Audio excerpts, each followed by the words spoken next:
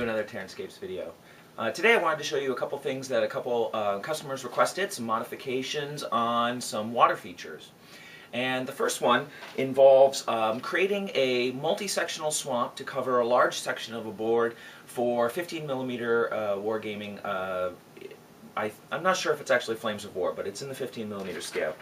Customer sent me a map of the board, and the map is an excellent guide, and I recommend this if anybody needs scenarios, terrain developed for specific scenarios. Send me a map. And I'll show you the map here real quick. So the map is, let's see if I can get it all on the camera, there we go. So the map is, depending on which game you're playing it at, they recommend different scales, somewhere on here, there we are. They recommend which size scale for what size of squares. So this is a 12-inch square, and here you can see the swamp, which carries down across the board here with a little waterway running down it, and then the swamp here, and then it comes over. There's a copse of trees, and I already sent the customer this copse of trees before. He was using it with a marsh base on it, but I've designed this to be contiguous with the marsh because it ends here and this little stream runs all the way down. So I've left some spaces in this area so that he can place the trees that he already has right onto the marsh area. So basically, in order to do this, I had to cut this up into small sections so that it'd be shippable, and then design the surface to be compatible with 15mm scale and make it look like a marsh. So to show you the center section of it here, so the center section shows the union where the piece comes up to the top section of the map. Well, actually, I think I was showing you the map upside down, so there it'd be carrying down to that other section with the trees.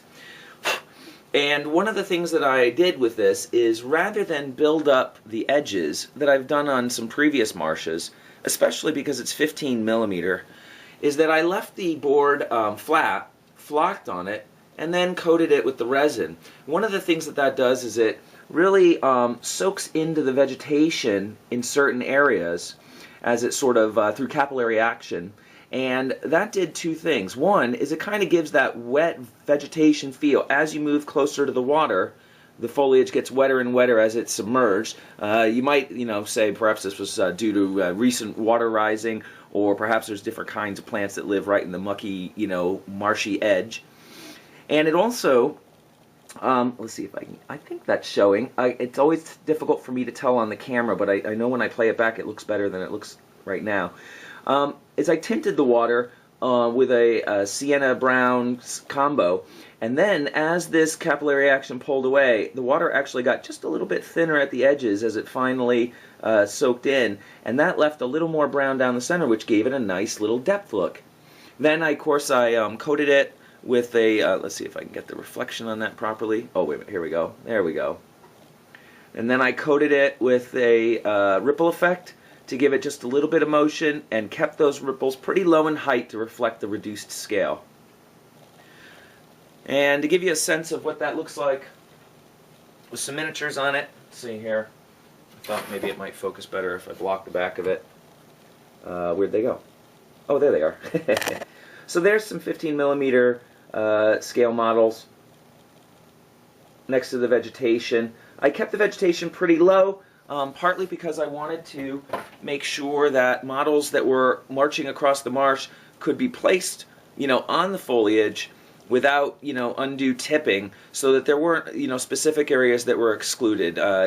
So that, especially like vehicles perhaps, or even perhaps individual-based soldiers would, well, I suppose individual-based they'd be able to find their own way, but when grouped as a base and you need the extra space, you can just plop them right on the vegetation, and that'll keep it easily usable in play.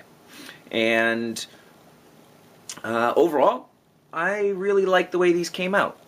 I've put quite a bit of vegetation on them, scattered all about. There's lots of little inlets and cuts and areas where the water has trickled behind some of the little islands, kind of reflecting that irregularity that marshes really have, and hopefully trying to capture that. And I think they came up pretty well. So each of the sections join together. Let's see if I can do this properly here. Whoop, there we go. So for instance, so there are joins at all the sections so that the marsh will continue and that central waterway will cascade all the way across the boards and really represent what was on that map. The second piece that I wanted to show you, I should talk into the camera so you can hear me. No, hairs, cats. Is that customer wanted a river set, but done with the muddy watercolor scheme that I had done before. Now, the last time I did this was quite a while ago, and I really wasn't entirely pleased with it. I mean, it came out all right, but I just felt like I could do better, and I was kind of reluctant to try to repeat it, as I thought it was the color that was the problem. And really, I think it was the blending. And one of the other customers, not customers, I should say viewers on one of the videos was, mentioning about, broadening the darker gradient and making it a little less stark. And so I really tried to capture that with these pieces, and I have to say, I'm really a lot softer on the muddy water look than I was before I began the project. I really felt like it came out really well, and the color seems believable. And the nice thing is with that ripple effect on the top, you get that little extra depth in the actual water resin coatings, and it really helps to sort of, again, mute and blend those base colors. Of course, now I'm airbrushing the shades onto here, and that really produces a nice gradient that I think overall has improved the look quite a bit. So another thought on how river pieces can be modified, an example of an updated look, don't mind that timer, an updated look on a previously done piece quite a while ago. Unfortunately, I don't have a camera at the moment, as the missus has taken the camera for a holiday. She's away with some students. She's a teacher, and so I'm not going to be putting any photos of these pieces on the site, but I will link on the site to the video on YouTube.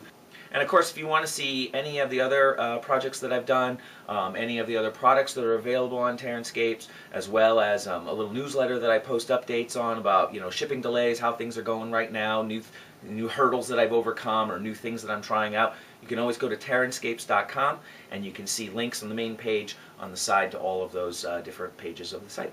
So hopefully you enjoyed this video, and I'll talk to you soon.